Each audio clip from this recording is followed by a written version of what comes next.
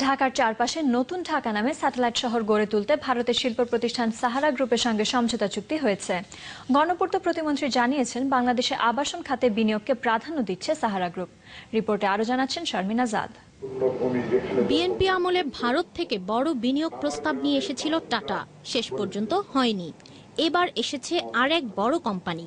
টাটার যেখানে প্রস্তাব ছিল কয়লা, বিদ্যুৎ আর স্টিল শিল্প নিয়ে, সেখানে সাহারার মূল আগ্রহ আবাসন খাতে। তবে বিদ্যুৎ খাত নিয়েও তাদের পরিকল্পনা আছে। ঢাকা সফরের দ্বিতীয় দিন গণপূর্ত প্রতিমন্ত্রীর সঙ্গে সমঝোতা স্মারক সই করলেন সাহারা চেয়ারম্যান সুব্রত রায়।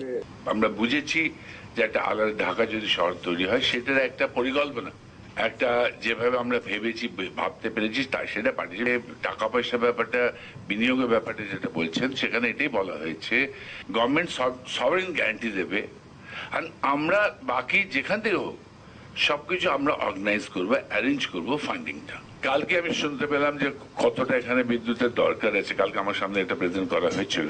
আমরা বিদ্যুতে কাজ করছি, ওখানে উড়িষ্যাতে কাজ করছি, ভারতবর্ষে 4টি স্যাটেলাইট শহর নির্মাণের ক্ষেত্রে আমরা সরকারের এবং বেসরকারি উদ্যোগে দেশি এবং বিদেশি যারাই আমাদের সঙ্গে সহযোগিতার হাত প্রসারিত করবেন, পারস্পরিক সম্মান, স্বার্থ বজায় রেখে আমরা এই সহযোগিতা গ্রহণ করব। স্থানীয়ভাবে সাহারা মাতৃভূমি উন্নয়ন নামে কাজ করবে সাহারা পরিবার। জমি ছাড়া বোধহয় সরকারকে কিছু দিতে হবে না, সেটা একটা ওই প্রজেক্টটাই জেনারেট করবে একটা ক্যাশ ফ্লো, তো সেখান থেকে সবকিছু ভালোভাবে ব্যবস্থা হতে পারবে।